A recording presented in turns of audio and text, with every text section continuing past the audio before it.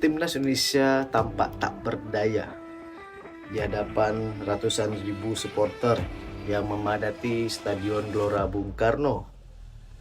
Tim asuhan Sintayong ini dengan optimisnya melakukan perlawanan terhadap tim Samurai Biru, yang dimana tim Samurai Biru ini menurunkan pemain-pemain yang rata-rata merumput di liga top Eropa dan mempunyai misi untuk memenangkan pertandingan agar mereka itu melenggang cepat ke Piala Dunia 2026. Namun tim asuhan dari Sintayong ini kurang berkaca pada laga Piala Asia 2023. Pada laga kemarin, Sintayong itu menurunkan 11 pilihan utamanya, yang dimana 9 pemain itu rata-rata pemain keturunan dan 2 lainnya itu hanya pemain lokal.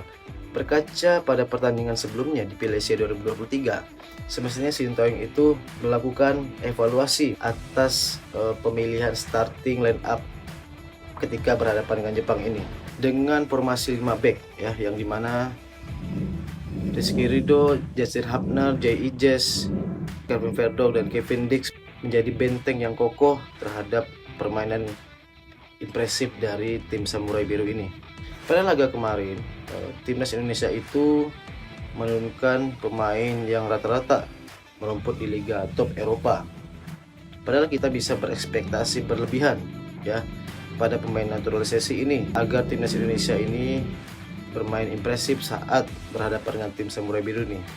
Namun hasil berkata lain, malah justru hasil dari timnas Indonesia itu tidak sebagus pada laga Piala Asia 2023. Nah, artinya di sini ada penurunan performa pada laga kemarin ya. Ada yang salah dan ada yang perlu dievaluasi oleh Sintayong ini.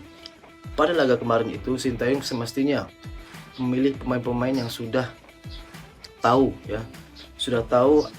kelemahan-kelemahan Jepang ini ya, seperti halnya Witan Sulaiman, Marcelo Ferdinand yang menjadi lini serang untuk membantu menyerang tim pasukan Garuda agar bisa melakukan umpan 1-2 atau mencari celah untuk menembus lini pertahanan dari tim Samurai Biru. Namun pada laga kemarin itu Sintayong itu justru menurunkan pemain yang tidak memiliki kecepatan yang mumpuni agar bisa melakukan permainan yang determinasi yang tinggi menembus pertahanan dari tim Samurai Biru.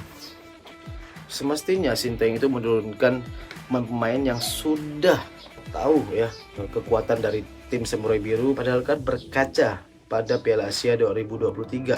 Sebetulnya komposisi pemain-pemain yang kemarin itu rata-rata menghiasi starting line up ketika berhadapan tim Samurai Biru. Nah, seperti halnya Witan Sulaiman, Marcelo Ferdinand yang kita lihat kemarin, mereka itu menunjukkan permainan yang baik ketika menjadi pengganti pada babak kedua. Nah, semestinya Sintayong itu jeli dalam memilih komposisi pemain ketika berhadapan dengan tim Samurai Biru. Namun rata-rata pemain yang dipilih oleh Sintayong ini kurang melakukan penekanan terhadap penguasaan bola yang dilakukan oleh tim Samurai Biru itu. Artinya umpan 1-2, passing bola dari pemain satu ke pemain yang lain dari timnas Indonesia itu kurang ciamik pada laga kemarin. Nah, artinya performa tim Indonesia saat ini itu kurang semenarik pada edisi-edisi yang kemarin, seperti halnya pada laga ke-1 pada saat melawan Arab Saudi dan pada saat berhadapan dengan Australia itu. Padahal kita kan sudah diberikan amunisi sebagai tuan rumah kemarin. Kita semestinya memanfaatkan dukungan supporter, ratusan ribu supporter yang ada di Gelora Bung Karno. Artinya kan spirit itu bertambah ya, daya gedor itu semakin bertambah. Namun pemain-pemain asuhan Sintayong ini tidak fokus dan kurang koordinasi ya antar pemain ketika berada di lapangan saat berhadapan dengan Jepang. Apalagi pemilihan pemain dari Sintayong ini justru menjadi bak musibah bagi timnas Indonesia itu sendiri. Karena Sintayong ini kan sudah berkaca pada laga 1, 2, 3, dan 4 kualifikasi Piala Dunia 2026 ronde ketiga. Nah, Sintayong ini mesti berkaca pemain-pemain apa saja yang layak menjadi starter. Padahal saya menaruh harapan penuh Witan Sulaiman, Marcelo Ferdinand, pemain-pemain lokal lainnya itu bisa menjadi starting line up yang pastinya memiliki pengalaman, memiliki passing yang baik untuk menghiasi starting line up pada laga kemarin. Nah, itu sebenarnya ketika Sintayong ini memilih pemain dengan kecepatan yang tinggi, padahal kan pemain lokal ini memiliki kelebihan akan kecepatannya, memiliki kelebihan akan high pressure, penekanan terhadap tim Samurai Biru. Kemarin Rafael Struijk itu tidak menunjukkan permainan yang bagus ketika berhadapan dengan tim Samurai Biru itu. Kenapa? Rafael Struijk ini kurang memiliki determinasi, kurang memiliki kecepatan saat berhadapan dengan tim Samurai Biru kemarin. Artinya Sintayong ini mesti jeli dalam memilih komposisi pemain. Padahal ini adalah laga krusial saat melawan Jepang ini. Bukan melawan tim yang lain, bukan melawan tim Cina, bukan melawan tim Bahrain segala macam yang kurang bermain determinasi. Jadi ekspektasi kita ini sangat kecil ya terhadap Sintayong ini. Jadi pada laga nantinya, laga ke-6 saat berhadapan dengan Arab Saudi, tentunya kita pasti menginginkan ya timnas Indonesia itu mendapatkan 3 poin. Nah, pada laga kemarin ya sulit sekali kita untuk memenangkan pertandingan. Belum ada sama sekali kita menang ya selama 5 laga ini, dan hanya bermain imbang saja terhadap tim-tim di grup. Nah, artinya kita menaruh harapan pada laga ke-6 ini saat berhadapan dengan tim Arab Saudi. Tentunya Sintayong ini mesti jeli ya memilih komposisi pemain agar nantinya tidak lagi mengulangi kesalahan saat bertemu dengan Jepang. Pada laga ke-6 nanti saat melawan Arab Saudi itu, tentunya Sintayong itu perlu dipertimbangkan lagi lah untuk menjadi pelatih dari timnas Indonesia itu sendiri. Karena saat menukangi tim senior di Piala Asia maupun kualifikasi Piala Dunia 2026, justru permainan tim senior itu kurang ciamik dan kurang menarik pada Piala Asia 2023 kemarin. Nah, artinya ada penurunan performa dari pemain-pemain Indonesia itu. Apakah layak ya Sintayong itu digantikan atau tetap dipertahankan oleh Erick Thohir?